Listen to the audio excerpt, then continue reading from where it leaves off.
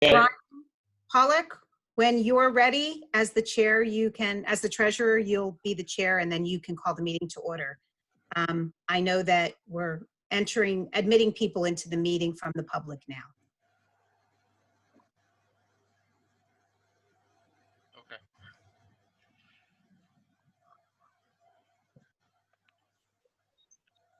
To save on our bandwidth, we can stop our videos except for the person who is talking. That may allow it to be a little less, to have a little less interference.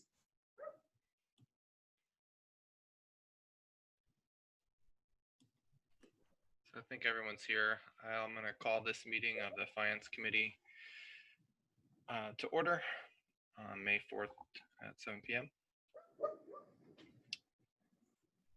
Before this meeting, we had an executive session for reasons of property. So number 2.0 is the feasible study update. Yes, we'll turn it over to Mr. Schrader and Danny Hoffer. So thank you, David and Danny, for being with us tonight. Well, thank you. Let's see here. Almost had it all figured out here before this, so there we go. Okay.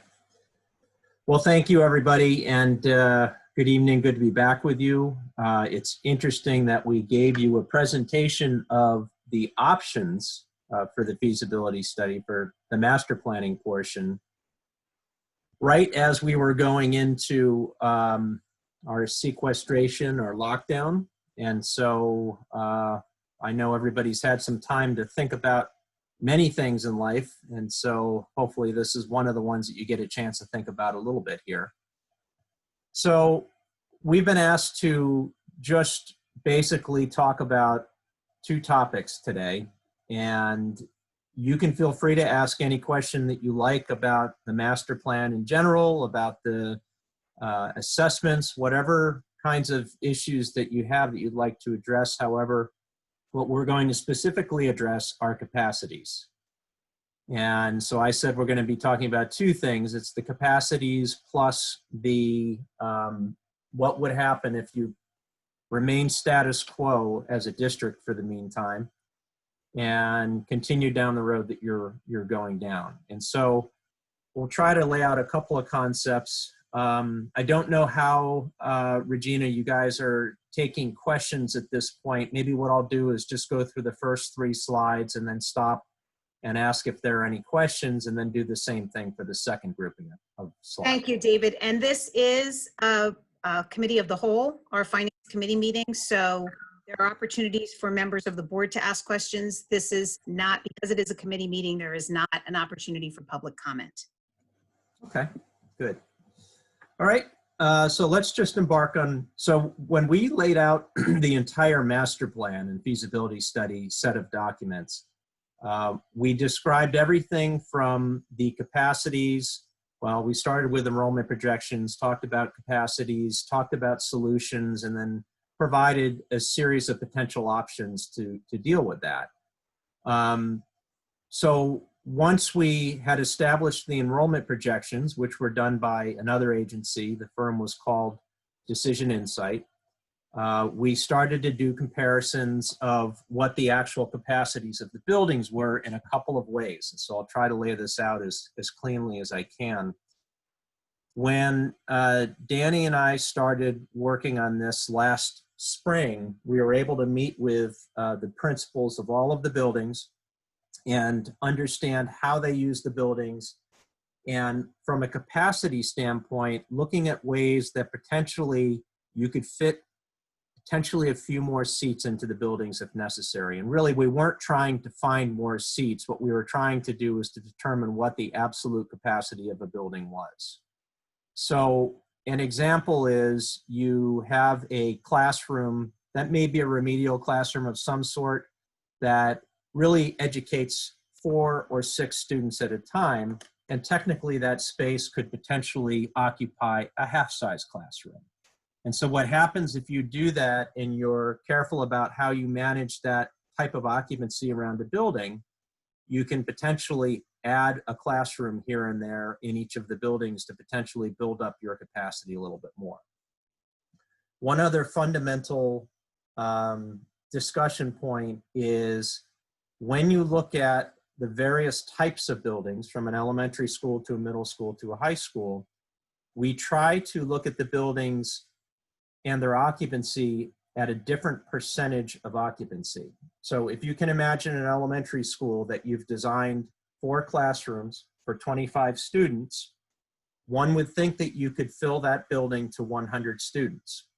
So technically you would never ever find all of the grades equaling exactly 100 students. So in order for a principal to try to program the appropriate number of students throughout that building from grade to grade, you typically try to look at about a 90% occupancy in that elementary school configuration. So the 90% allows you that fluff back and forth from grade to grade, where one grade may have more students than another, or where one classroom may have 23 students and another classroom has 27 students. I'm just using numbers hypothetically here. The district has their own basic numbers for classrooms. So that's where the elementary capacity of 90% comes from. Traditionally, in a middle school setup, you're looking at some combination of classroom spaces that may replicate to some extent a teaming structure. And the teaming structure utilizes a quantity of classrooms per a group of students to satisfy all their primary classes. And then they will have the specials rooms, which are not counted in the capacity. And when we look at a building like that, we tend to look at the middle school to be about an 85% capacity. So that gives you the 15% that you need to be able to move students around during the different periods that the students may be in that building. And finally, when you look at a high school, you tend to look at a high school as a structure that has a homeroom capacity. And so therefore, you can take all of your academic spaces in the building, and now I'm including family consumer sciences, shops, arts, and things like that, and you can fill them with students throughout the building. And again, to allow for that capacity during the day of your 7, 8, or 9 periods of day, you tend to look at about an 80% capacity at the high school level, because you're utilizing the building differently and you're filling it differently, and you need to leave holes in that program to allow for students to move from one program to another. Because nothing is parallel in a high school. Students get to pick the kinds of electives that they want to take as they move through the programs.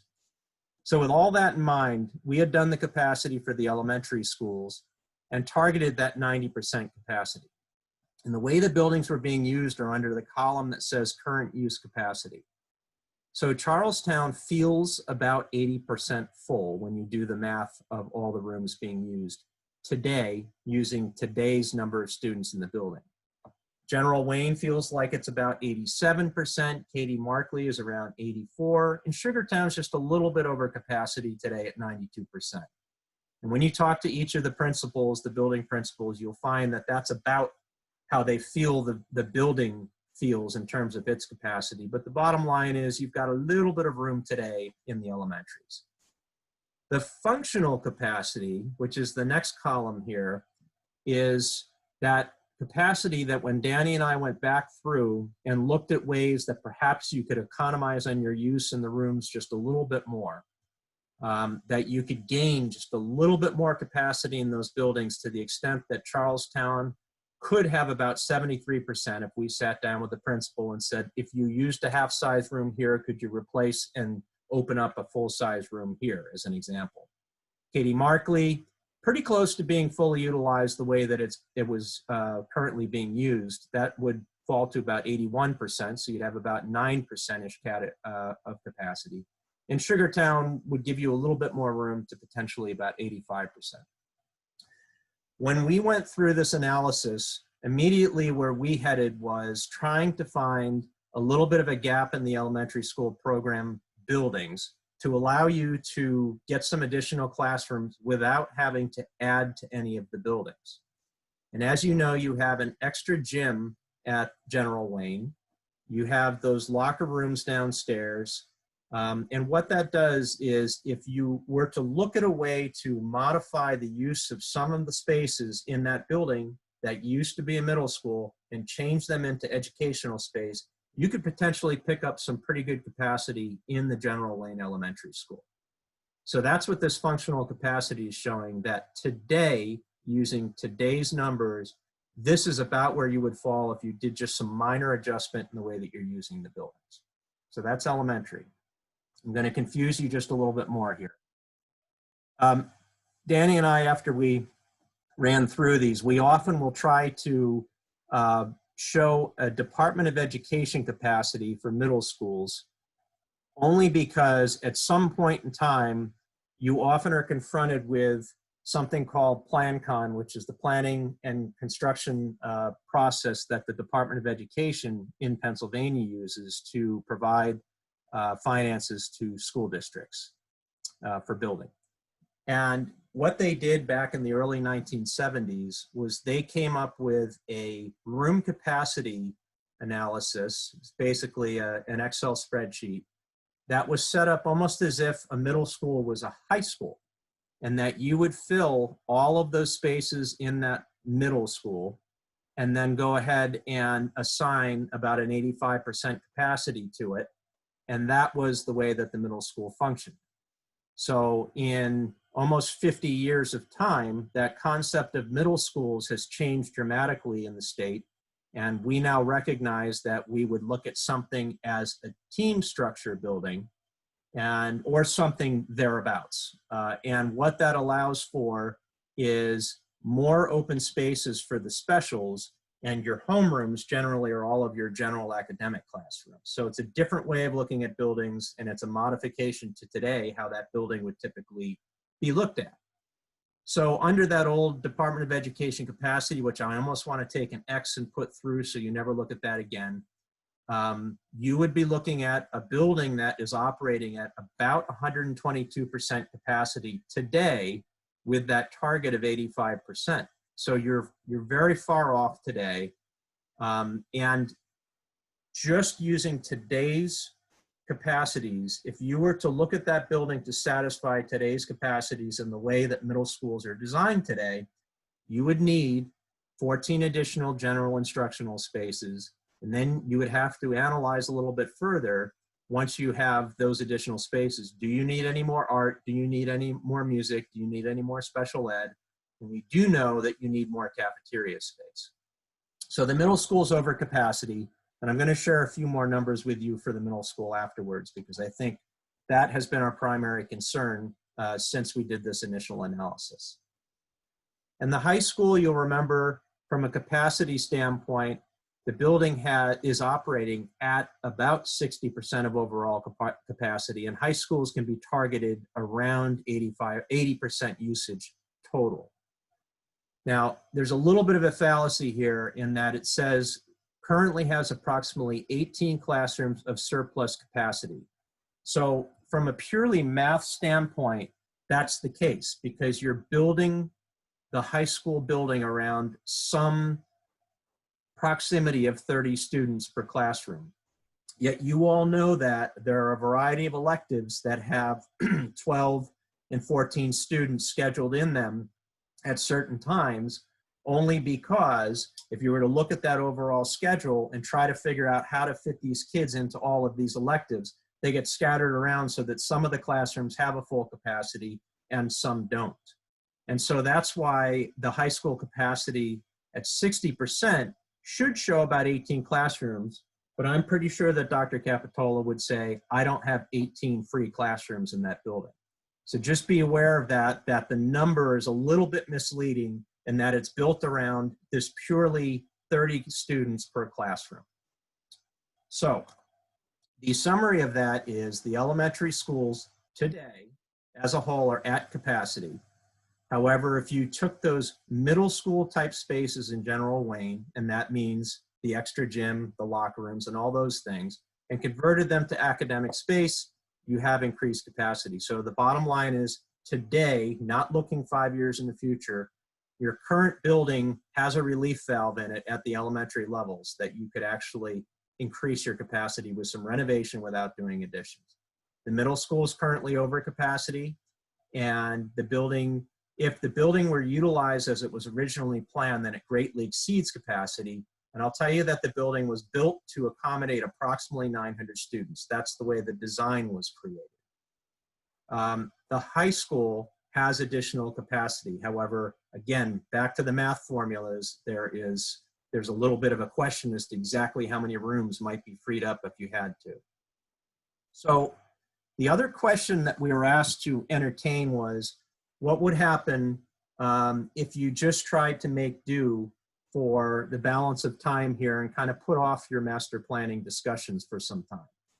So the first concept is you delay activating this master planning process that you've begun on. You provide short-term solutions and you more or less weather the storm. And the second part of this presentation shares the short-term solutions. Or you begin the planning process and you try to lay out a timeline that you might deal with to manage the current student capacities. And we recognize that nobody knows what you're coming back to in the fall. We also recognize that the complexion of public education could change. Space needs could change. And we realize that that's going to become a very complicated formula that everybody's going to have to figure out together. So everything that we've been doing was based on prior to any of the COVID-19 challenges that we're all under right now. And just one more part to this. If you decided to hold off on the master planning until you could see the end of this, we've heard all kinds of prognostications about how long it might take to get back to the December 2019 levels. I just relayed to the district one of the economists that we had been listening to who was talking specifically to the construction industry, and that economist surmised that perhaps 24 months from the opening of the economy again, we might see levels of the economy back to the point of December 2019. So suggesting that you may be in 24 months of challenge, but you all have your own sources and you all know who you like to listen to, and none of us know exactly how this is going to pan out. But from that point forward, if you made a decision to move after that point, your planning, design, and permitting time could take up to 18 months for a project, your construction time up to 18 to 24 months, and therefore the total time that you would need from today or from the point of the economy opening back up would be 60 to 66 months. And I say that because if you choose to do nothing and to try to solve the problems through short-term solutions, you will have an issue 66 months from now, assuming that the enrollment projections are correct and you continue to increase in number of students. So we're just laying this out as a potential timeline that we see and that we're talking to our other clients about from an implementation standpoint. So I'm going to stop for a second because the second part is what happens in the district if you are to wait 5 years at this point. What would be some solutions for you? So maybe I'll stop for a moment, Regina.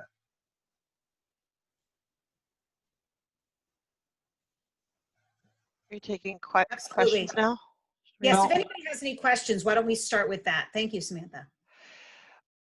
Do we believe there could be any change in the projections? Is Decision Insight able to provide us with any updates given the economy? Maybe some of the construction that we were looking at in the district will not happen or will slow down, and our growth in population will be lower than we presumed based on the information we got whenever it was 6 or 8 months ago.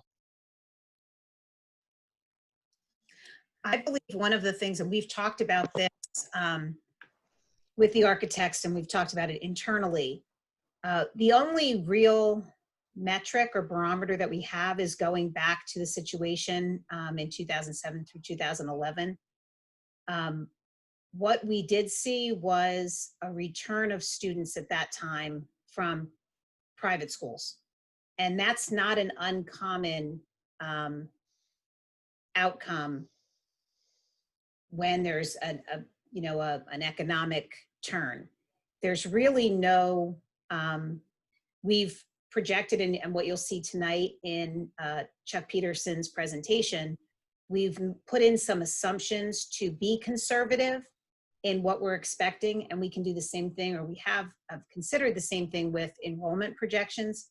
We really did not see a decrease in enrollment or a stoppage of students coming based upon that economic variable.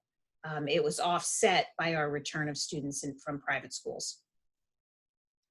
Thank you. And I have a second question, if you all don't mind briefly. Well, real quick, Go ahead. I mean, back when we opened Sugartown, the projections were growth would continue. We should have been over 5,000 students many years ago, right? And then the economics of the district changed, right, in 08, 09, that you're right, there was a lot of students who came back at that point, but the growth rate also disappeared, right, that was projected to happen here. And so we were flat for, what, up until 4 years ago, 5 years ago, maybe? We were relatively flat at around 4,000 students. So we got to keep that in mind, that we don't know what's going to happen. And as the economics change, right, some of these jobs may not come back here, and the people who moved here for those jobs may move elsewhere to find employment. It's hard to say. That's all I'm saying. But again, that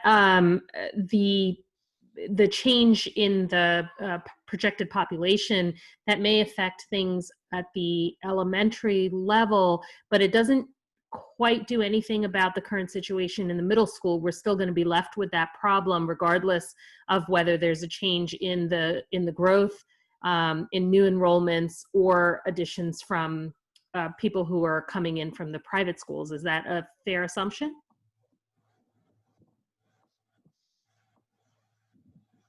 Yes, it is a fair assumption. And I think what we have to remember is that anyone that predicts is making their best case judgment. We will certainly continue, if there is a metric that Decision Insight has as an overlay to take the economic potentiality into, to put that into the variables, we will absolutely seek to do that. Again, remembering that the accuracy will be determined at a later date when all of us can just look back at that time. So we're going to continue to monitor that. I think what you'll see moving forward, I'm sure as David's sharing, we're going to hope for the best and prepare for multiple scenarios. My second question was a really simple one. You said, David, that we were looking at needing 14 additional classrooms in the middle school based on projections. I remembered an earlier presentation, I may be misremembering, that was something like 20-something classrooms, 23 or 28. So I wanted to know if there was a higher number put out there at one point and what changed. Or No. I might have just forgotten. It's possible. No, you are right on. And that number of classrooms was the number that would be needed in the future. So you're exactly right, because we said what would be the simplest solution. The simplest solution is to add to the middle school. And if that's the case, for 5 years from that point in time, how many classrooms would you need? And I think you're right. I think it was 28. So it was about double the number. The 14 that I just shared with you are the quantity that you need, or is the quantity that you need to satisfy truly today's population, reallocated in that room, that building, pardon me, to a teaming structure. Thank you. And one of the things I just want to highlight is, as we're thinking about this, and David showed the timeline, whatever decision is made, is the actual reality of that decision is, as you can see, down the road. So even if we were in a position right now tonight to make a decision, we were talking about, I believe what you said is 2.5 to 3 years. Is that still accurate, David, from your perspective? Easily, it's actually 3 to 4 years from the day that you start the true planning process to the day that a building opens. Most of the construction takes between 14 and 24 months, 18, 24 is on the screen. And that planning and design time is traditionally about 18 months. So it's 3 to 4 years worth of time from the day that you pull the trigger.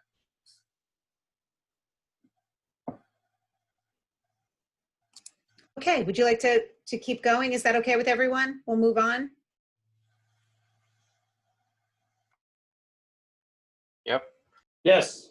Okay. And I'm sorry if I'm going slowly. I'm trying to make sure that we're all on the same page here. This is your moderate projection as completed by Decision Insight.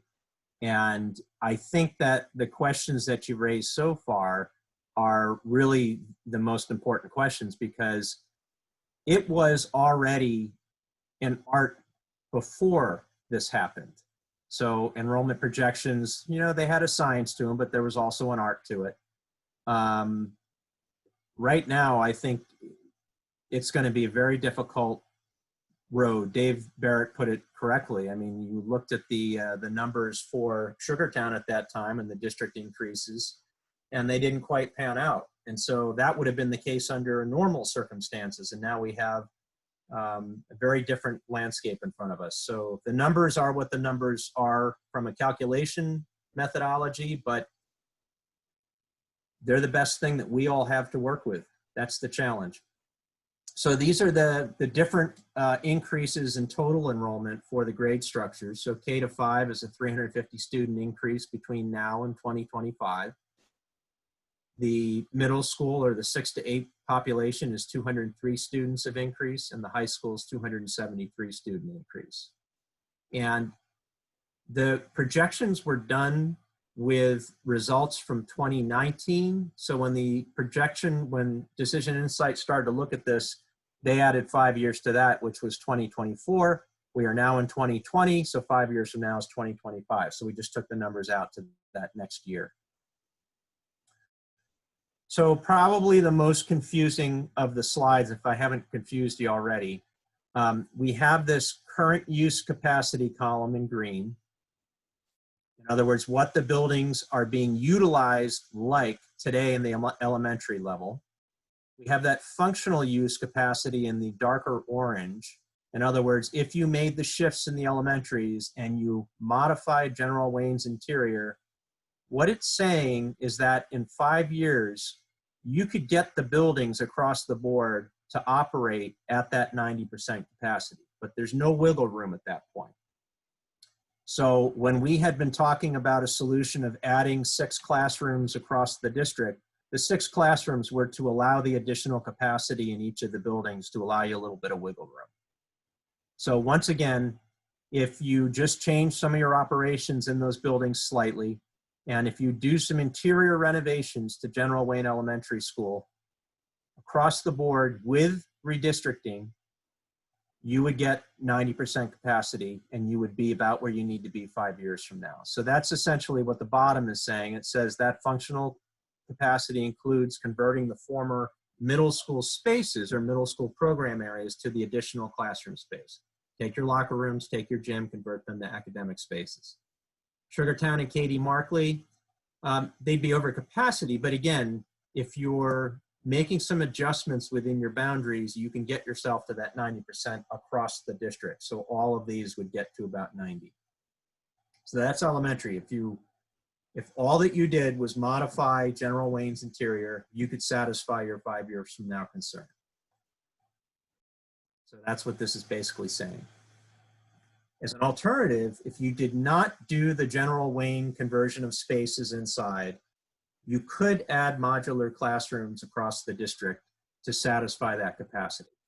I'm only bringing that up so that you know that you would need to, under the current decision insight numbers, you would need to add a quantity of modular classrooms across the district to pick up those spaces that we otherwise were converting in General Wayne to get more academic space.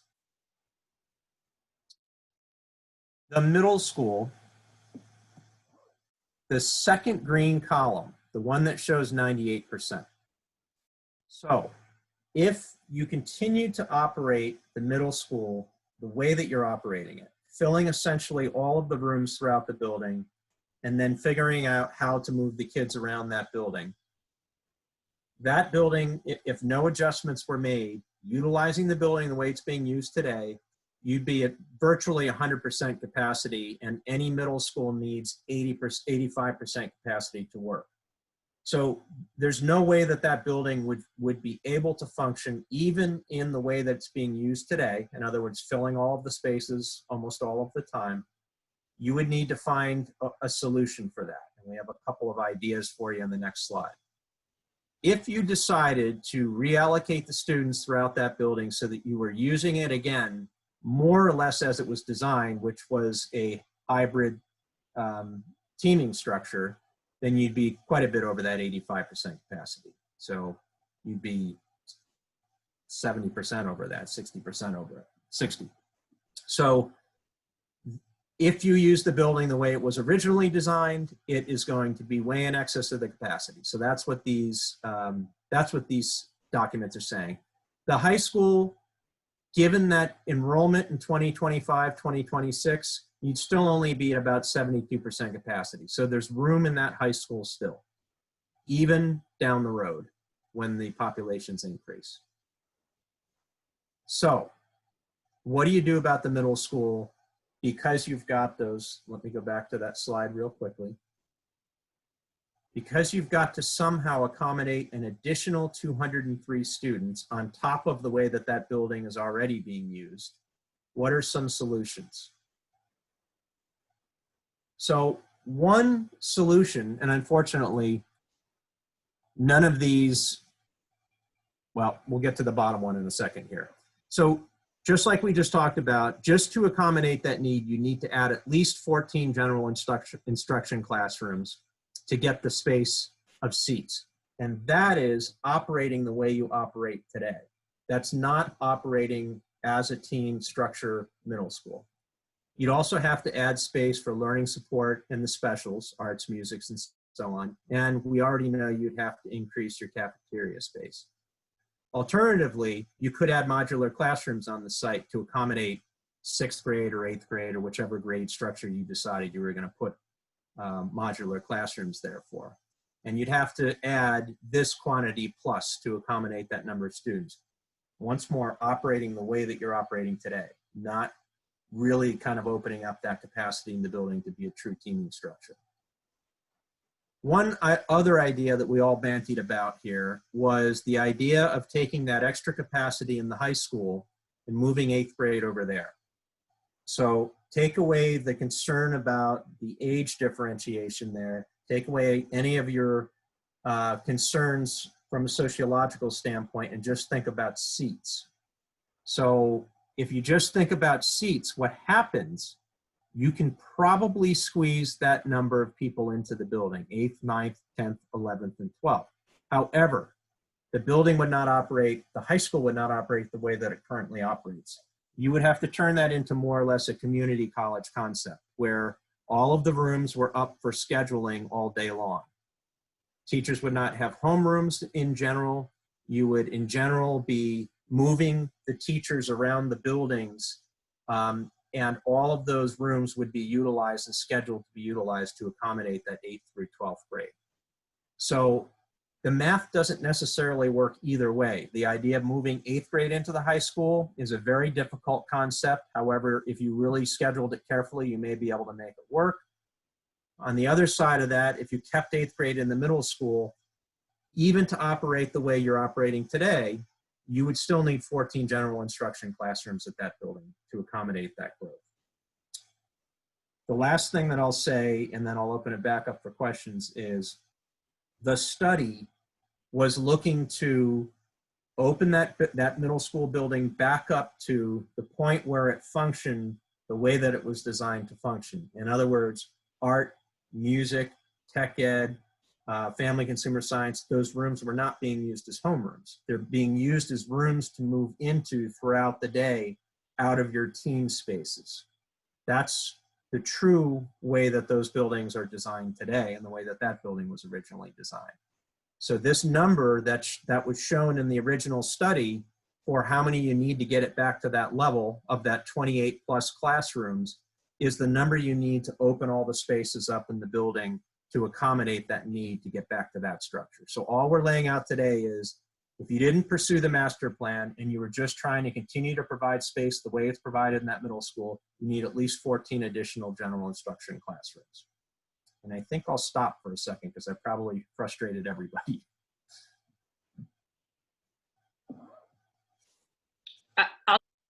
Amy, I don't think any of this is frustrating. This is fascinating. So thank you for taking us through all of it. I tried to pop off of mute earlier, and for my own stupidness, I couldn't do it. But I also just wanted to make sure I was understanding. In the slides you went through earlier when we talked about the way you sort of said, even if you do nothing about the master plan, you could turn, for example, the locker rooms at the middle school into class. That's still millions and millions of dollars to do nothing. Correct. To place ourselves in a position where 5 years from now we will have to potentially do something. Am I understanding that right? That's absolutely right, Amy, yes.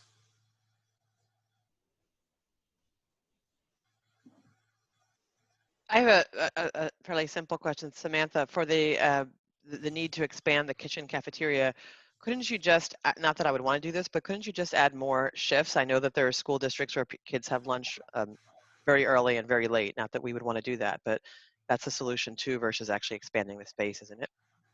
It is, and many schools do that. It works a little bit better at the elementary level where you're able to modify program to accommodate that. The challenge comes in a middle school and a high school situation that how do you fit the general education program in plus the electives that a kid may take in high school or the specials that a student may take in middle school. So suddenly you have this real issue. You're either increasing that overall lunch time and bleeding into that academic space, or you're really shrinking that lunch time and possibly not even be able to get people through a serving line. So those are the challenges you run into physically. Okay, thank you.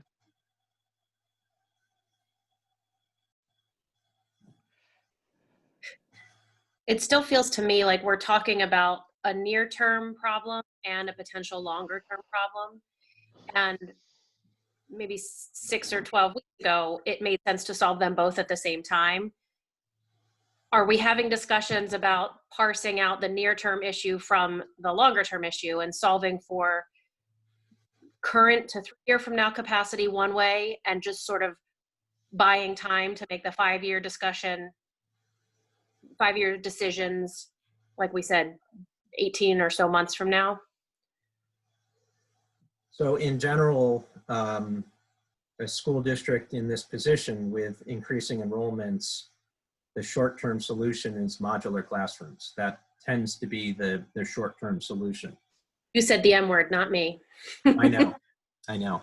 This is Chuck Peterson. We're also working with the middle school at this time to the potential of adding more lockers in so that there's a locker for every student, and we found a source and we also found the place to put them.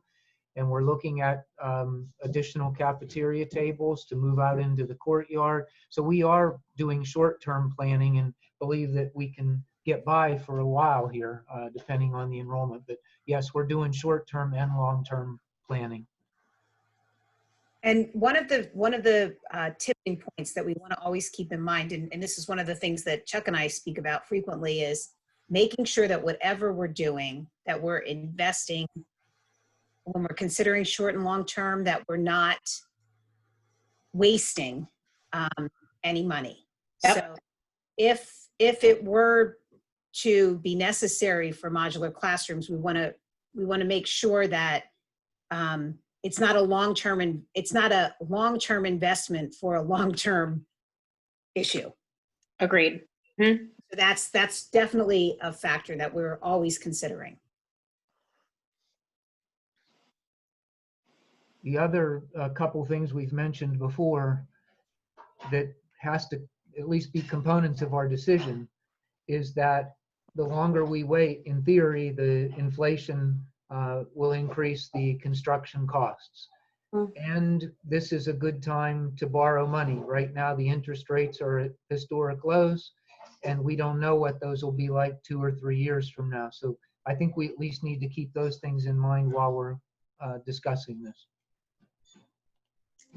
Hi, this is Wendy Litsky. I have a question. Sure.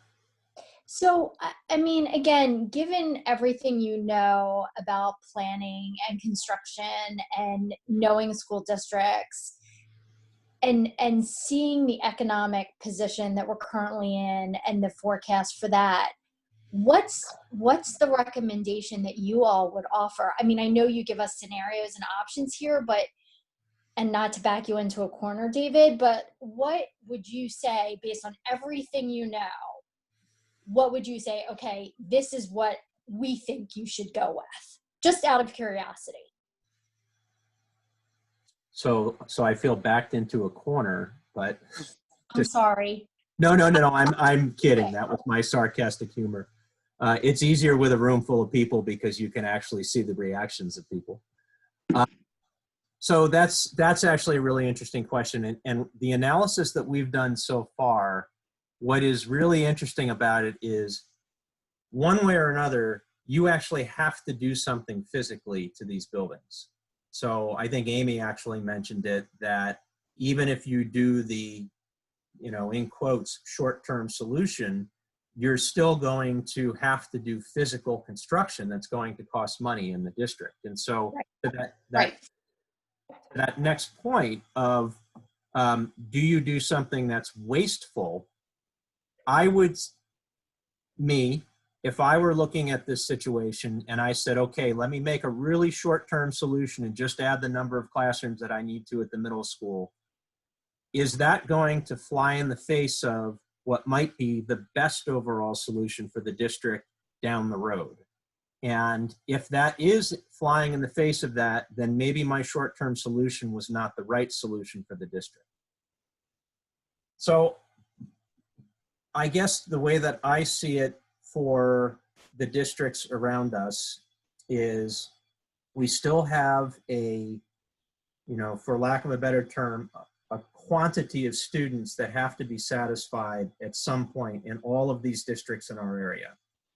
And they're going to shift a little bit one way or another, but it's likely that the marketplace in Philadelphia will come out at a similar level to where Philadelphia's always landed. We've always been kind of a slower growth area, and we've also been a slower decline area. And so you tend to see a little bit less ups and a little bit less downs than you would in some of the other newer cities or some of the bigger cities that compete with us. So one way or another, these students are going to have to be handled somehow. And it's just a question of, are you going to see a 10% increase in students, or are you going to see a 5% increase in students? And one way or another, you have to take care of them. So I do have a personal opinion about where I think the breaking point is and where you guys need to make decisions, but I'm not going to throw that out there other than to say that I think that we all have to figure out where we're going to land this summer to some extent. We certainly, all of us as businesses are wondering what's on the other side of this, and kind of do some reassessing of things this summer once we know a little bit more about what's going on, and move from that point. And you guys, fortunately or unfortunately, have a growth situation in place that's already happened, and it's already taken over that middle school. So it seems to me that you have to think long-term about that middle school. That was a very, very long answer. I'm sorry about that. No, it was great, David. Thank you so much. Very helpful. No, it's a good point, because your point is that we have a problem now. It's not that the growth is going to catch us, right? The middle school is already at that, not bursting, but it's definitely full, right? Doesn't take much to go into the cafeteria and figure that out fast, or walk through the hallways, right? So we have to come up with a solution to alleviate the immediate need regardless. I think that's right, David. And David, this is Neha. Is it fair to say, so even in the no change option, no change doesn't come without a cost. Is it fair to say that if we tackle this problem piecemeal, meaning handling the short term now and then the long term down the road, is it possible that in the long term, we're actually, that those piecemeal changes are actually going to cost us more as a district in the long run. It could. I mean, you all know that if you do parts and pieces rather than one comprehensive solution, the parts and pieces can cost more. It is possible that that could be the case. And I think one of the things that, and we've already done this, I mean, the decision that the board made as far as we're in this process and we had a plan with our facilities, we were looking at a major plan for our turf field, our track, our stadium. And for this exact reason, because we definitely don't want to be wasteful.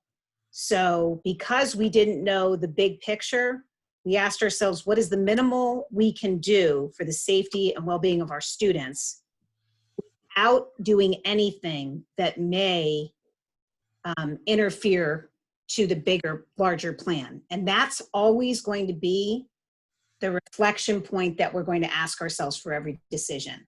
So prior to recommending anything, what are the implications of this decision? And if we end up going in a different direction, are we sure that the decision now is not going to get in the way of the bigger plan or become an expense that was unnecessary or spent in the wrong way? Have we ever, this is Brian speaking, have we ever gotten ballpark figures on modular costs? I don't think we have, but that's something that we can easily do. Unless you already have a figure, David. No, so other districts are in your position and they've been asking those numbers, and there's something like $200,000 to $400,000, but it depends on how many years you're leasing them, and that's per classroom. So, I mean, we could certainly come up with it for you only because we've been doing it for some other districts who are in the same position.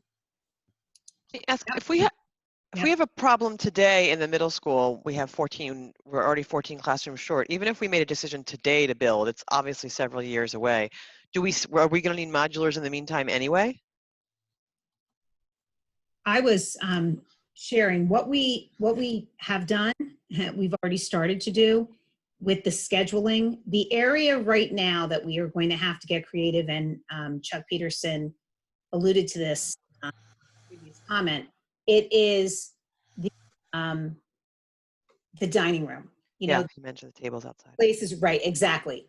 It's the places where the scheduling, some of the pressure, but the floor plan itself. So what we've done, we have multiple teachers sharing the classroom. So we're going to be looking at the scheduling of the building to make it not feel as overcrowded, but there becomes that tipping point where there's just nothing you can do. So that's what we have to start planning now. So by the time we get to that tipping point, we have a solution in place. And using numbers, Samantha, because your question's great. Here we are today, 2020, somewhere in the neighborhood of 1,100 plus students. And if you had started, and the schedule at one point at least was for you guys to start to make decisions this spring until everything kind of fell apart. That would have put you in a position where next spring, with just about 30 to 40 more students, you would have started your construction. And then by the time you were finished, somewhere in this 22 to 23 range, you would have been about 150 to 200 students more total in that building. So you were at a tipping point right there because, as you know, 200 students equals 4 to 6 more classrooms on top of that 14 you already need. So yeah, you were going to get very close there to not being able to satisfy the need for all those kids in the building.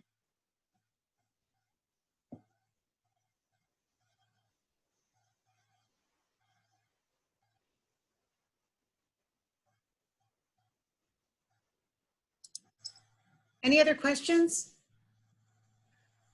This is Chuck. I wanted to ask David to stay on for a few minutes while we look at the second item on our agenda in case there are any questions on the concrete project. Sure, no problem.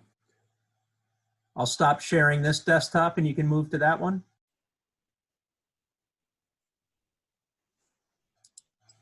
Thank you, David and Danny. I know you've been very helpful, Danny, in putting a lot of the material together. So thank you so much for that. Thank you, guys. And yes, Danielle puts all of this information together. So it's just she and I trying to figure out how to present it appropriately. Thank you.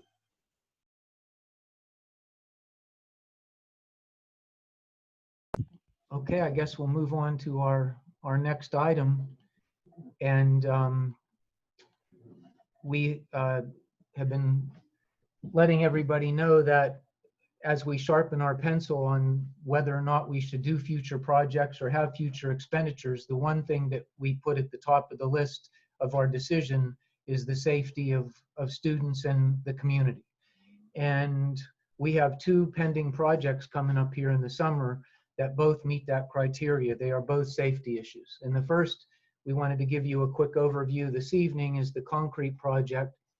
And then we will have that on the agenda for your official consideration this month. But the concrete district-wide is a safety issue. We have many broken sidewalks and curbs, and we have had students and citizens fall down in the past year and before. And as these cracks and breaks, as the length of time goes by, and we get water in them and freezing and heavy rains, it continues to get worse. So we're very excited about the possibility of taking care of all this at one time so that we don't have this safety issue any longer, and we also have buildings that are much more aesthetically pleasing. So we had the official bid opening virtually, our first virtual bid opening a week ago, and we were fortunate to receive 4 bids. And they are on the screen now: Delaware Valley Paving, G&B Construction, NJS Concrete, and Premier Concrete. And there's a base bid 1 and a base bid 2. And we're pleased that the architects have vetted the company, Delaware Valley, and found their references and bonds and everything else to be acceptable. So this letter here is a recommendation from the Schrader Group, from Mr. Bachtel, recommending that the board approves Delaware Valley Paving. They are also recommending base bid number 2, which includes mitigation, social distancing, and those kinds of things, everything recommended by the Department of Health. So when it's time to start these projects, if we're still facing these social distancing issues, the company will have been compensated to do the job according to those things. Now, one thing I've neglected to ask, but I'm assuming a board member will ask, and David, I'm going to put you on the spot. If you don't know the answer immediately, we can just get it for next week. But if we award base bid number 2, and then the contractors do not have to comply with these added expenses, will we still have to pay the extra money according to base bid number 2? Do you know the answer to that offhand? I know the theoretical answer, and the theoretical answer is that the extra $22,000 is more manpower than anything else. So you can only have so many people on a site under the current circumstances, and so the result would be a little bit higher manpower cost because you'd have to spread it over a period of time. So theoretically, they should be able to give you the original base bid contract, but we will verify.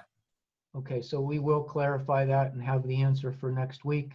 But administratively and from the architects, we're recommending that the board approve Delaware Valley Paving, and we'll put that on the next agenda, and we'll have discussion and questions. But are there any questions at this point?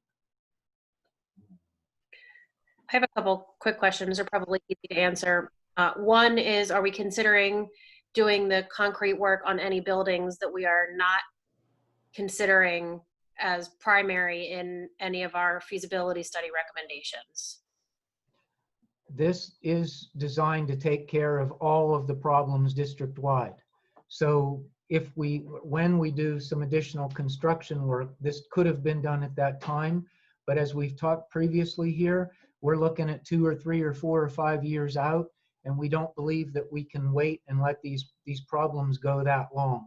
In addition, I'm sure that we'll take measures to protect the concrete when other projects begin. So we should save some money as opposed to we would have to add these in at that time. So we'll have a little bit less in the bid when we do a construction project. That was going to be my next question. Is any of this at risk for rework if and when we're doing significant construction around the properties? Again, David can help me with this, but the contractors are responsible to protect the existing, and if they damage it during construction, they have to fix it. That being said, if there was an expansion put on the building or something, it could end up taking a sidewalk out or something like that that we previously fixed. David? No, that was perfectly put. You're absolutely right. Thank you. Any other questions?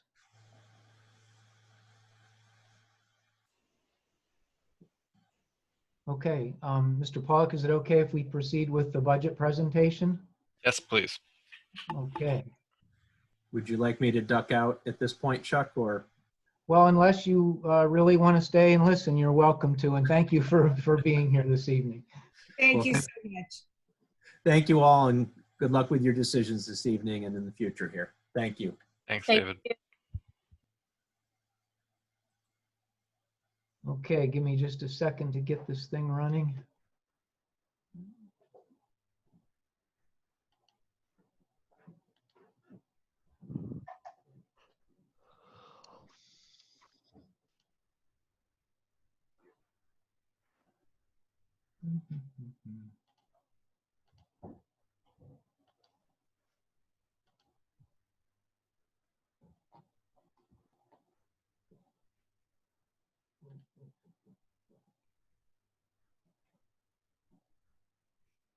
Right there.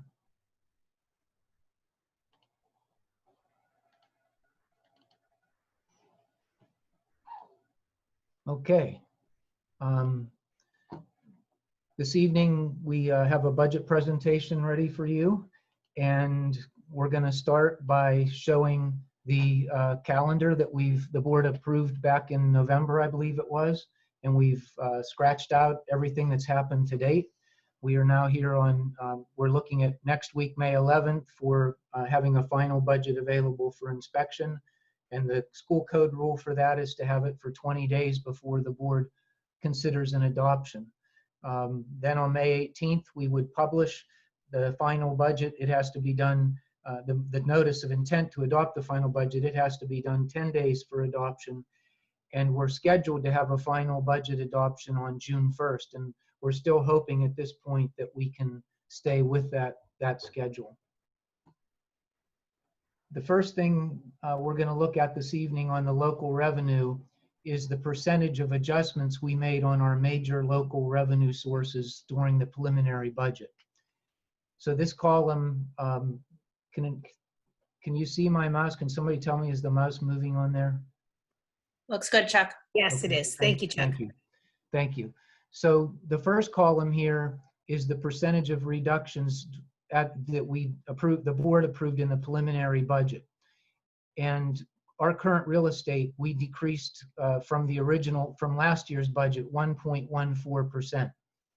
And interims was 60.53%.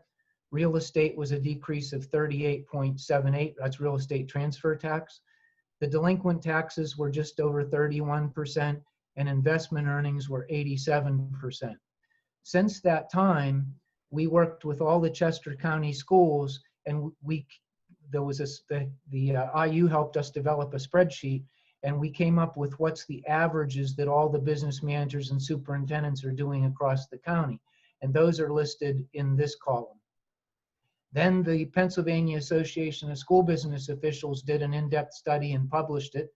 And they predicted that school districts are looking at $1 billion reduction in local revenue next year. So their percentages are listed here in this final column. So if you compare what we did in the preliminary budget, we were much more conservative in almost every incident than the Chester County group and the PASBO study. So this evening, the budget I'm going to show you is still very conservative, but has backed off these original numbers. And I'm going to show you what that means in a dollar perspective. We left the current real estate untouched. at 1.14% reduction. And it's just ironic that the Chester County average was the same. So they're 1.14 also. Statewide, PASBO is using a reduction factor of 3.7. Our interim real estate tax was a reduction of 60.5%. I've backed that down to 34% reduction. We're still more conservative than the Chester County schools and a little bit less than the PASBO study.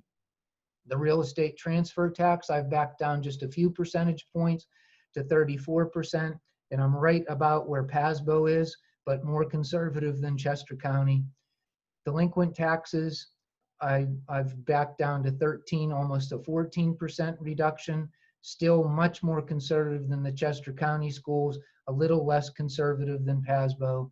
And finally, our investment earnings, we backed down to 82% reduction instead of an 87% reduction. And we're still more conservative than Chester County and the PASBO study. From a dollar perspective, by being less conservative, we have added $500,000 back to our interim real estate taxes, $100,000 to their transfer tax, $250,000 to delinquent taxes, $60,000 to investment earnings. So this evening we're recommending a $910,000 increase over what we had in the preliminary budget. I'm going to go through these quickly the same way we did last week or 2 weeks ago. And please, if you have questions as we go, board members, speak up, because I can't see if you're raising your hand or anything like that.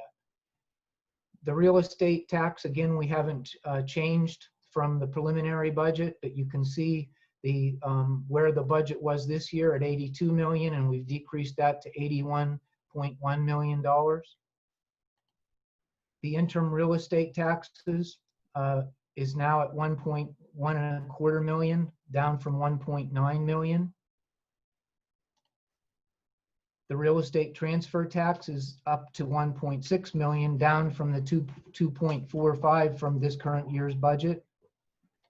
And this one I wanted to focus on just a little bit more, and I'm going to backtrack just in a second here to that county-wide survey. You can see back here when we had the last recession, the delinquent real estate taxes never did go down, and in some cases they went up rather substantially. So that's why when I go back to this county-wide percentage, you can see that the Chester County schools all had the same thought, that they were going to be a lot less conservative than PASBO.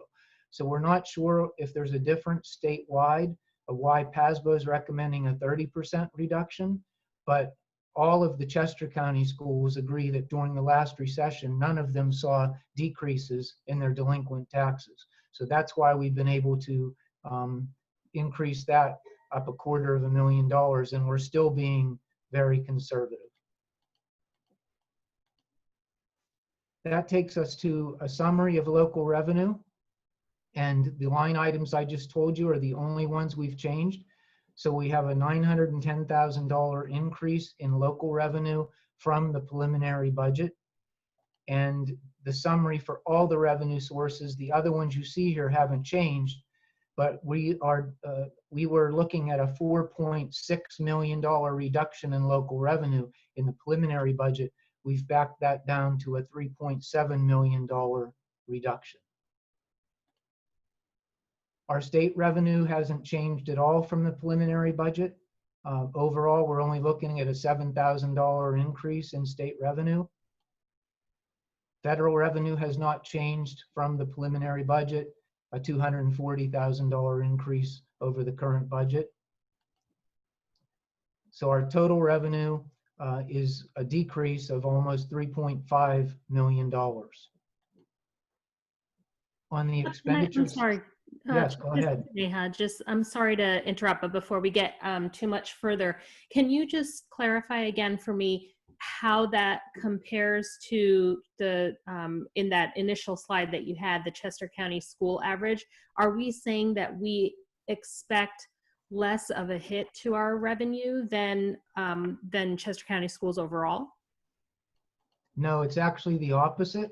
we're being more conservative than the Chester County Schools. So the current real estate that we're right on with them, that we're expecting a 1.1% reduction. But whereas they're only reducing their budget by 26% for interims, we're reducing ours by 34%. Where they're doing 25% for the transfer tax, we're doing 35%. So in all instances, we're being more conservative than they are. But I also have to emphasize that everybody's doing the same exercise as we are. So as soon as somebody changes theirs, these averages are going to change. Right. But you can see right now we are being more conservative than all of those line items, and we're pretty much in line with the PASBO study. Yes. Okay, thank you.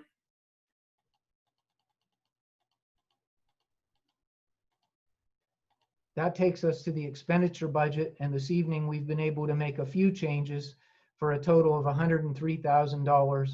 We've reduced the benefit budget by $50,000, and that's by going through all the benefit line items and looking at any place where we think there might have been a surplus. And it's also a result of a 5% reduction in the prescription drug benefit, the cost that we're going to be paying for prescription drugs next year. We've had a pretty successful year, and we're able to reduce that budget. We're still trying to balance these purchase technical services and supplies, because as we told you last meeting, the purchase technical services, the Department of Ed used to have us put the electric bills under there, and now they've asked us to move those to supplies. They've also changed the way we account for equipment, and some of that has gone to supplies. So we're trying to balance all these things in reference to each other. But this evening, we feel comfortable decreasing the expenditure side of the budget by an additional $103,000. Now, we were already down $500,000 from the current year's budget. Now we've reduced the next year's budget by $600,000 over the current year's budget. So we've gone from $109.9 million in the current year down to $109.3 million for the revised preliminary budget, the budget we're looking at this evening. Chuck, can you remind us what goes into purchase professional services and other purchased services? Purchase professional services are all of the different consultants, a lot of the different software programs that we purchase and have, like the Decision Insight. I believe that we have some of our IU costs go into that. And I'm stumbling just a little bit here. It's a very good question, though. So for the next meeting, I will give you a list of all the different things under each one of those categories. Thank you.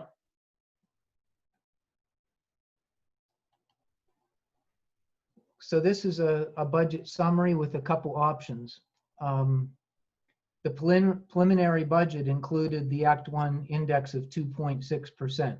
So that would be one option, that the board could continue with the 2.6% in the budget. But this evening, we have a couple options for the board to consider, and the board may wish to see other options. First, the board requested to see what a budget would look like with no tax increase. So that would be presented here as option number one. Our revenue that we just showed you is $103.4 million, and our expenditure budget is $109.3 million. And then we always plan on use of reserves, potential use of reserves of $3 million. So that makes the budget gap, didn't mean to do that. That makes the budget gap almost $2.9 million. So in option number one, if we didn't have any tax increase, which is shown in this cell here, what we would recommend this evening is that we would reduce the transfer to capital reserve to, we would reduce it by $1.9 million. And we would defer the new transfer to debt service of $1 million. So to try to make sure everybody understands what we're saying there, in the current year's budget, we had $4.2 million in the line item to transfer to capital reserve. We already reduced that from 4.2 down to 3 million for the preliminary budget. So we already took 1.2 million out of the transfer to capital reserve. So we have $3 million in that budget right now. If we were to reduce it by this 1.8 million, we would just have about a million, 1.1 million left in that line item to transfer to capital reserve next year into the capital reserve budget. That budget right now has somewhere between $7 and $8 million in it. The board also had a plan that was put in place over a year ago that they would put an extra $1 million a year in the budget for 3 years to prepare for these potential building projects. So the board followed through this year and they put $1 million into that transfer, and that money's in the budget and has already been transferred into an account for future debt service. Following through with that, in year 2, we were going to put another $1 million, and in year 3, we were going to put a third $1 million. So in the preliminary budget, there's the $2 million as the board planned. It's in the preliminary budget right now. If we were to have a no tax increase budget, in addition to reducing the capital reserve by the 1.9 million, we could look at deferring the transfer to the new debt service. So we would take 1 million out of that line item. That would mean there's still 1 million left in that line item. The million you put in this year would still be there, but we wouldn't go to 2 million until next year. We would defer that for 1 year. The risk with that is, and we're going to talk about this throughout the budget, rest of the budget process, next year could be even more difficult of a budget year than this year, and it might be difficult to put it in place next year also. But that would be one way, if we didn't have any tax increase, would be to reduce the capital reserve and defer the transfer to new debt service for another year. Alternatively, you could see how these numbers can be changed. So we could change this and not have any transfer to budget reserve and still have this transfer to the debt service. We could put that back to leave it at 2 million and take the whole $3 million out of here. Option 2, and if the board wants to see other options, you can instruct us and we'll have that ready for next week. But one option would be a compromise. Instead of going from a 2.6% Act 1 index tax increase, if we were to say, let's just fund the $1 million to cover the new debt. So we would have a 1.22% tax increase. That would be a compromise. Instead of 2.6, we would have a 1.22% increase in the budget.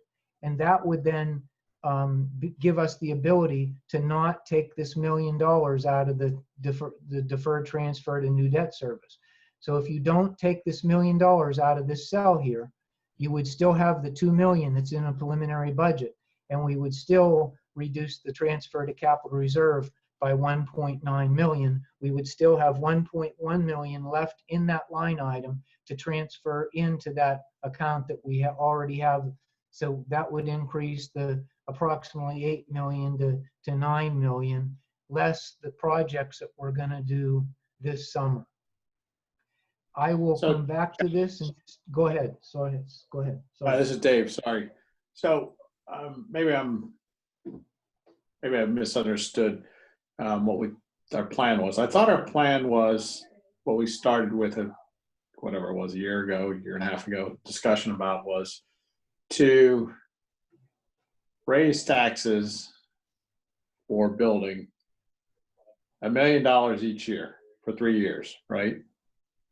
Correct.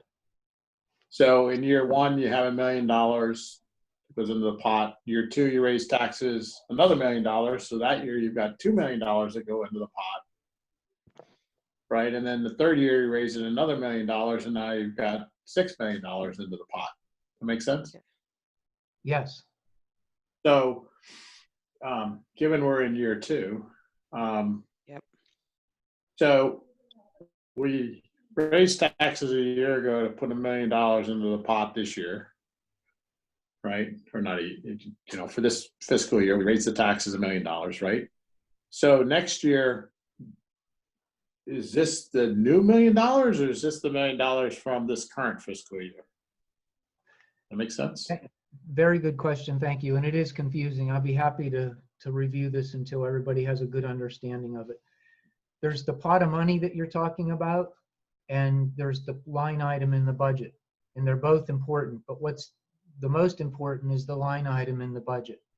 Because in the future, if we go out and do a bond issue and we borrow, just for the sake of argument, $100 million, we have to have the debt service line item in the budget to pay the annual cost of that for, let's say, 20 years. So this year, you're correct. We put the $1 million in the line item and we transferred that into the bucket. It's in its own savings account. So there's $1 million in that bucket. Yeah, for a down payment, right? For lack of a Yep. better word. Yep. In the preliminary budget, we have $2 million in that line item right now. So Yep. if the board kept that in there, which is what we're suggesting in option 2, after July 1, we would transfer $2 more million into that pot of money. Now you're correct. We would have $3 million in the pot, but we would have a $2 million line item in the budget to support future debt service. Does that make sense? And if we follow through, So, go ahead. So in these two options, right? Maybe I just didn't quite understand. So that was the preliminary, that was our plan pre-COVID, right? So in these two options, in option 1, what is that? The $1 million at the bottom is one of those 2 million? What we're Is it the- trying to do, yes, what we're trying to do is reduce this budget gap. So we have a $2.9 million budget gap, and these two things would reduce the expenditure side of the budget, and then we would have a 0 budget gap. So this is defer. It's not eliminate, it's defer, because we need $3 million in that line item. Yeah, so instead of putting $2 million this next year into the down payment bucket, Yep. you're proposing we only put $1 million into that And this bucket, and we use $1 million of that money for the Yes. crisis. Yes, right now there's 2 million in that line item. Yep. If you take 1 million out, the million would still be there. We would transfer the million after July. We would have 2 million in that bucket, but we would only have a $1 million line item in the budget, and we need 3 before we do a bond issue. Gotcha. So And then, right, and so Before option two sticks to the original plan, that we raise taxes $1 million, and we continue to put the 2 million into the bucket for down payment. Correct. Okay, gotcha. That helps. Thanks. This is Brian speaking. Since last year we looked at this and we came up with that plan, how much have interest rates dropped? Do we know, like, we were at the payments we were kind of looking at with interest rates dropping, are they similar or still more with taking this out? The cost of borrowing has fallen. So if they were to stay down, there's a chance we might not need the whole $3 million. But it's also likely that we might need more than $3 million because we still don't know the price tag on the construction options. So until the board actually approves an option and the architects put a better price tag on it, and then even then you're not sure, still have to have your crystal ball out, because we still don't know what the construction will actually come in at when it finally happens. So at this point, we really need to continue the plan of at least $3 million in that line item, because there's a chance, we've even had discussion that we might need $4 million in that line item. So yes, they have fallen, but that still doesn't give us ability right now to back off of our plan. But the Chuck? problem we face is by the time we borrow money, it's going to be a year or two away, minimal, right? It could Chuck? be. It depends on the options. Yes, it could be a year or two down the road. But as we get closer to the board making a decision, we'll be working with the financial advisors to have recommendations for you on when to do that. There are IRS NPDE rules on, especially IRS rules on when you borrow money, how long you have to spend it. So we have to time the borrowing with the construction. Right. Chuck, this is Samantha. I'm looking at both options. The difference is related to this debt issue, for putting away money for future debt for the down payment, as we've talked about for the past few minutes. There is no change, though, in the expenditure budget line on option 1 and option 2. Did the administration, I know you've come down a little bit in the expenditure budget, you showed us that on a previous slide, but did the administration look at any other options for bringing the expenditure budget down itself? And if not, could we look at other options, even though they might be making some hard choices before we talk about this next time? Yes, we've been evaluating the expenditure budget, and as costs continue to increase, we were able to reduce that budget from $600,000 from the current year's budget. So we've made a substantial reduction if you consider what the budget normally would have increased. In the meantime, we will continue to look at every line item in the budget to see if we can identify more expenditures. But this is not decreasing here because this is the number we've been able to come up with so far, that we showed you in the previous slide. Even after the board would ultimately approve a final budget, in this normal operating procedures, we would continue to look at the ability to reduce expenditures, but given the environment, and there'll be an increased emphasis put on that. I wonder, though, if there could be, you've reduced as much as you can today, and you'll continue to look, which we appreciate greatly, but I wonder if there could be an expenditure budget option A and option B, or 1 and 2, presented to the board with maybe, like I said, some difficult trade-offs, just so that we could see, if the district were to stop doing A, B, and C, that this budget could come down even more, and we could consider whether we agree that that makes sense, that it's worth that trade-off or not, versus just looking at this debt transfer and capital reserve transfer. I'm just not sure that we can find that kind of money in the next week or few weeks without severely impacting the instructional program. We've already looked at numerous positions that we know are going to retire and are looking at not replacing those, and we've already reduced the salary budget by over $1 million. But again, we will continue to look at that, but I just don't know where to go at this point to have any substantial decrease in the expenditure side of the budget. Okay, I understand. I just know that we have taxpayers asking if there's any way to reduce spending, and I'm echoing that question. So I appreciate you continuing to look into it.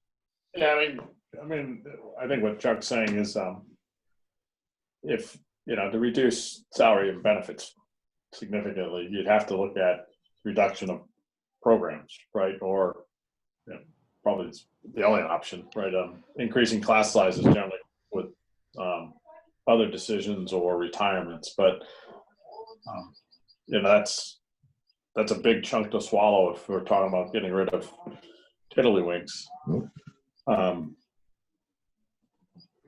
That would have to go out and be socialized big time with otherwise we know what's going to happen.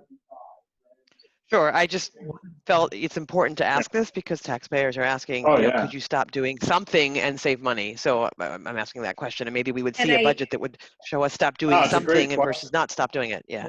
Yep. I just also, Chuck, would you, because it's been over 3 meetings that you've shared how much we've cut from the operating budget. So would you just share that number again? Because I don't know, it's been mixed in with so many other things that I don't know that it's been clearly highlighted how much has been cut since the first time we had this conversation to now. Here's the summary page where we've taken over $1 million out of the salary budget. The benefit side of the budget still has an increase, but not near what it was when we started this process. The net is a $600,000 decrease, but that's from the current year's budget. And what you have to understand is normally this budget would be increasing. I think we were at $113 million when we took a first look at the budget for this year. So this is just showing budget to budget change. If you had the normal process with the normal increases in the budget, there would be a substantial different number here. Also, I want to point out that the board and the administration has done a great job through the years, long before I was fortunate enough to get this position. And we've already made many of the moves that a lot of the districts are looking at doing now, where most of our support services are contracted services, where our buses are contracted services instead of self-opt, which usually saves money.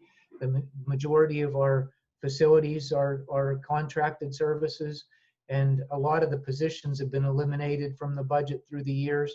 The facilities budget, in terms of the number of people we have working from a custodial and maintenance perspective, is probably about at least 10 full-time equivalents less than benchmarks for our number of students and square footage of our buildings.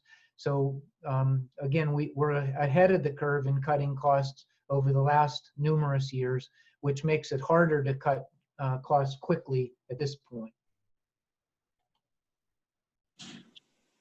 Those outsourcings, I mean, even if you pay the people the same, I mean, the pension cost alone is what, 30, whatever it is, 33, 34% of the salaries today. That's a huge savings. Even if we're paying the service and the fee, and the employee at the end of the day is still making the same amount of salary, right? I mean, the pension cost is huge. That's why it was done years ago, to help save money for Great Valley.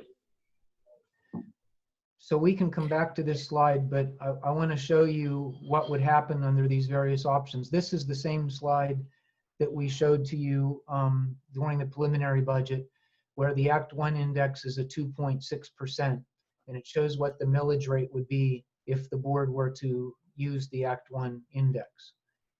Under this one option we've shown this evening, recommending the potential of a 1.22% increase instead of 2.6, which would give us the ability to fund that future debt service. That would take the millage from 21.55 to 21.81. The impact on the taxpayer under option 1 was $134 for the average homeowner and $116 for the median homeowner. Those would be the increases as a result of the 2.6%. If we went with this other option and raised taxes by 1.2%, the impact would be $62 for the average homeowner and 54% for the median homeowner. And then we always point out that we are the lowest taxed district in Chester County. At 21.55, you can see a steep incline in this curve here, where actually we're substantially lower than most of the school districts. And we always point out that we are one of 4. We're one of 4 school districts that do not have an earned income tax. So the board has done a great job through the years of controlling taxation in the Great Valley School District. That's the end of the presentation, and we'll be happy to entertain more questions and direction from the board.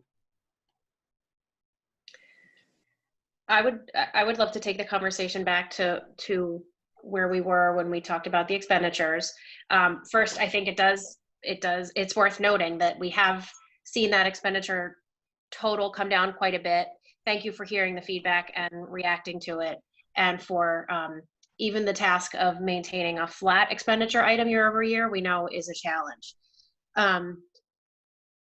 First question is, can you remind us what it was that came out of that, came out of the expenditure bucket to earn us that flat number or near flat number?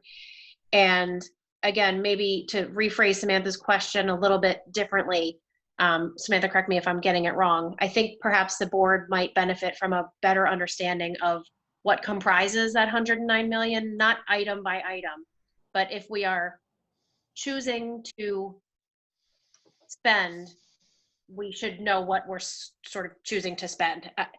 I don't think anybody on this board is eager to eliminate things like tiddlywinks, but we must know what it costs to offer the incredible and robust programming that we do offer. I think to your first question is what was done to make it to lower our expenditures? Is that accurate? Yep. Yes. And the biggest, the biggest lift, and as Mr. Peterson pointed out, many of the things that allow you to get, I'll call them the low-hanging fruit, are things that have been done. So now we're at a point of what can we do in addition to the things that are already done? They're one-time benefit opportunities, such as contracting out your services, which Mr. Barrett had explained the impact with pension alone. So now it's within this baseline foundation, how else can we cut expenditures?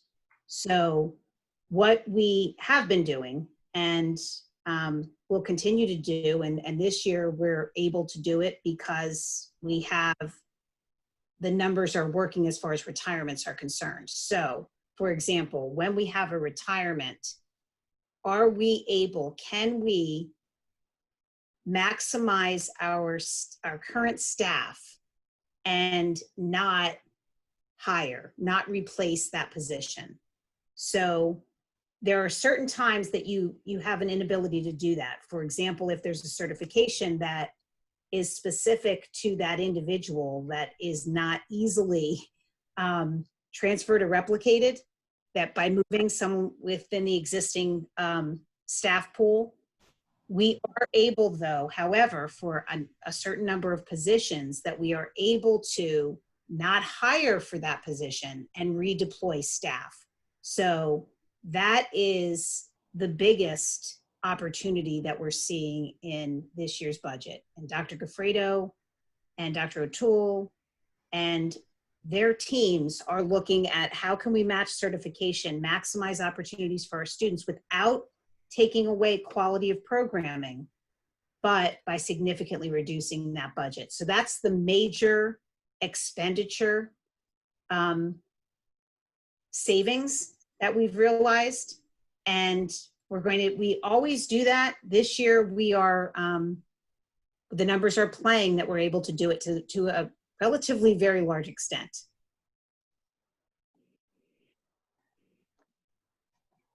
And I know I asked the question earlier, and Chuck, I appreciate you offering to get back to us later. I think almost $22 million in the purchase professional services and other purchase services buckets. I'm curious to know what comprises those expenditures. And if not for purposes of cutting, for purposes of validating that everyone here has an understanding of the value that our spend is earning our students.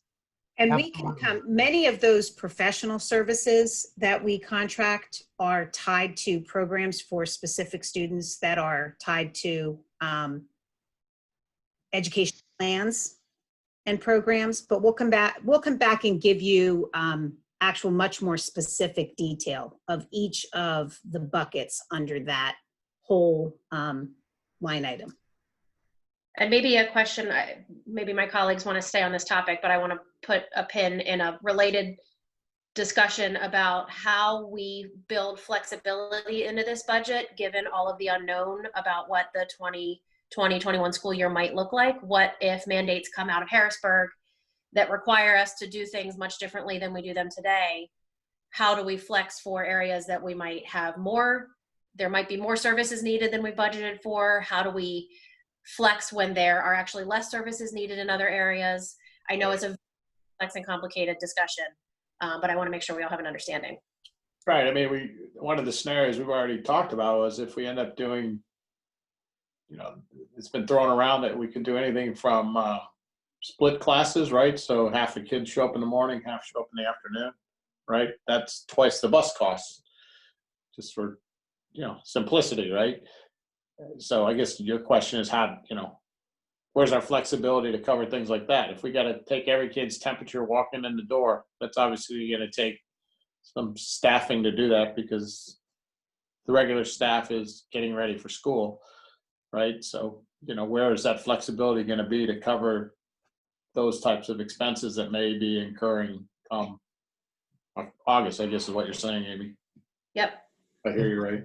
The first flexibility we'll have is that whatever line item remains in this capital reserve transfer, we won't transfer it till well into the fiscal year to see that we actually have the money to be able to transfer it. That would be the same with the, if the board leaves this extra $1 million in the deferred to new debt service. If this million stays, so that there's 2 million in that line item. The beauty of it is the $2 million line item's still there, but we don't necessarily have to transfer the money immediately. That's unlike this year where we knew we had the money and we made those transfers early in the year. So whatever's left in those two line items will defer until we make sure that these revenue budgets come in as expected. And then on the expenditure side of the budget, I can't even begin to imagine the cost of these social distancing requirements. So I don't think there is enough contingency in the budget for that, and I don't know that there's a lot we can do about it. And I just want to add that in conversations that I know I am personally having daily with folks at the department and my colleagues in Chester County, as well as the Tri-County area surrounding Philadelphia, we will constantly be evaluating. At times when there's big decisions, it's often said, well, we'll leave that up to local control.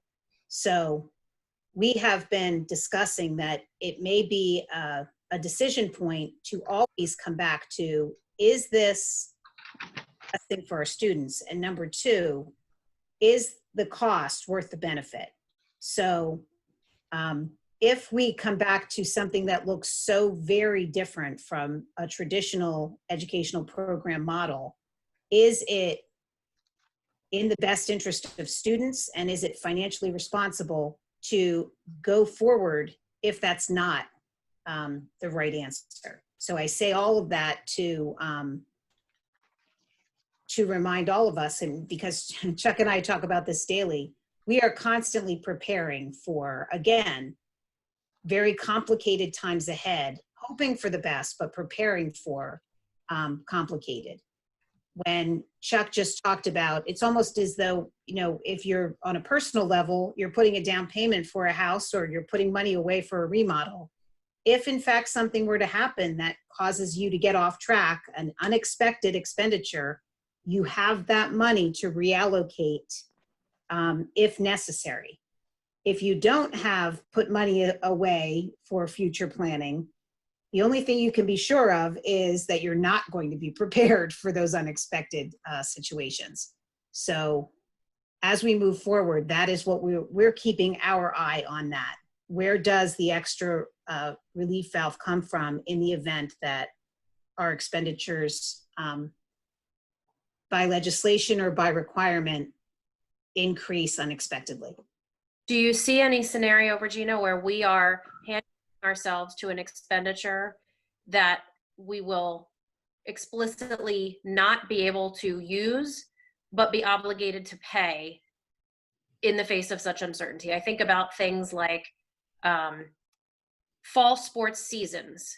Are we obligating ourselves to any expenditures today, or, you know, when we pass the budget, that we will be obligated to pay because we have, based on a certain deadline provided by the state, committed to doing a thing that come, That is a when they say that's a must. great question, Amy, and I'm so glad you brought that up. So we don't make all the sports people mad. Any extracurricular could be in that boat, right? Exactly. And we've learned a great, based on legislation that we could not have expected with the most recent legislation that was presented in March. None of us could have expected that to happen, but because it did happen, meaning that everyone after March 13th, whoever was employed on March 13th or whoever was counting on employment, that would continue, that we were obligated to pay. As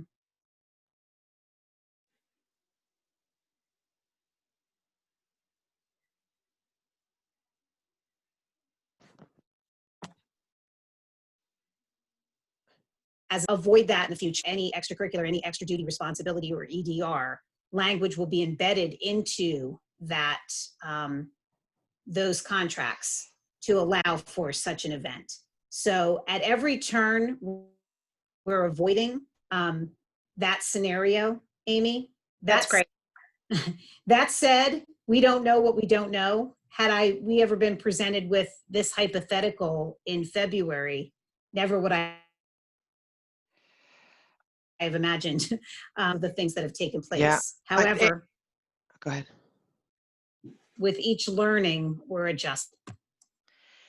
Amy, I was going to say, I think that's a great point. It probably goes beyond extracurriculars. There's other things that the school may be planning on doing as part of academic learning, where if learning has to change because of whatever restrictions are put upon us, there could be other things that we would be engaging spending on, which we might not be able to do.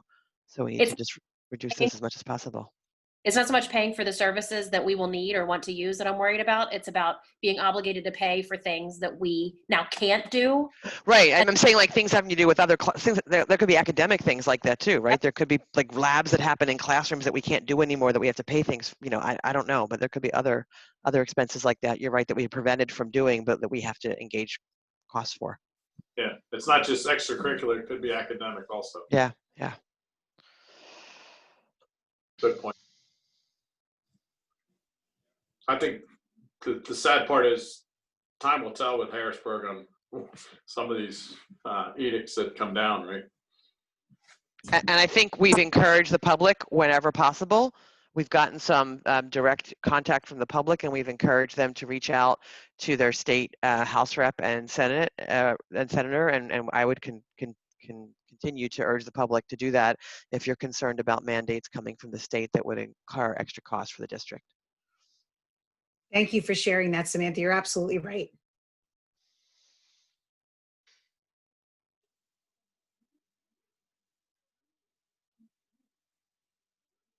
So are we all done with this section? Well, we've heard the questions of the board, and we will come back with answers. We'll continue to look at that expenditure side of the budget. But I must say, as your financial advisor, that even if we were able to further reduce this expenditure budget, I would still recommend that the board consider this compromise tax increase of 1.22%. It's a difficult balancing act to balance the integrity of the academic program with the financial needs of our communities. But again, it's a fact that we're substantially the lowest tax district in Chester County. And my concern is that next year's budget might be harder than this year's budget. The state of Pennsylvania has lost a lot of revenue, and they already were having a difficult time meeting the educational needs. So I just can't believe we're going to see any substantial increases or maybe any increase from the state in the next few years. The pension system rate will probably continue to increase more rapidly than previously expected because of the earnings that they're losing. And then you have your ongoing budget increases plus the unknown with all these fiscal impacts. So unfortunately, you know, Act 1 is a double-edged sword. It's a benefit to the community because it controls the rate the board can raise taxes at any one time, and to what could be argued to be a reasonable number.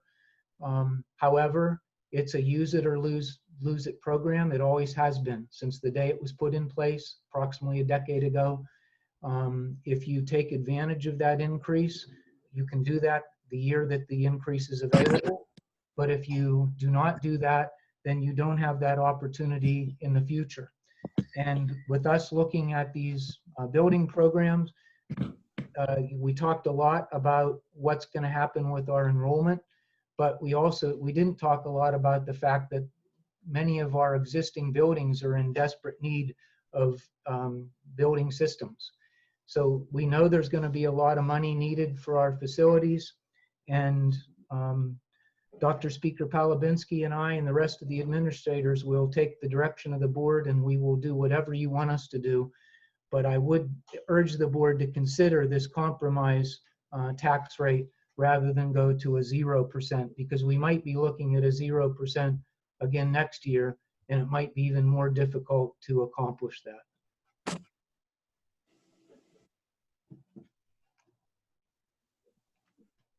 If I'm understanding it correctly, though, as we talk about it being a compromise, it's not really a compromise so much as we are opting to essentially save less money for the future. Yeah, I would look at it, yeah, not a compromise, but it's a matter of whether you make the investment in the future or choose to put it off at this point. That's what I would look. Yes, none of the money in the budget would be going toward increasing the operating budget. It would be to earmark that money, knowing that we have to do something. Yeah, I mean, it's the same thing we did for this fiscal year, right? Absolutely. Our operating budget was held to no increase, and we opted to raise taxes by the $1 million or whatever it was, roughly, to put that money aside for future growth or building. Compromise might not have been the best word, but my intention was that there can be arguments made that we need to increase taxes by the Act 1 index of 2.6%, and there can be arguments made that we shouldn't increase taxes at all from a community perspective. So I was saying that there's a compromise between those two options.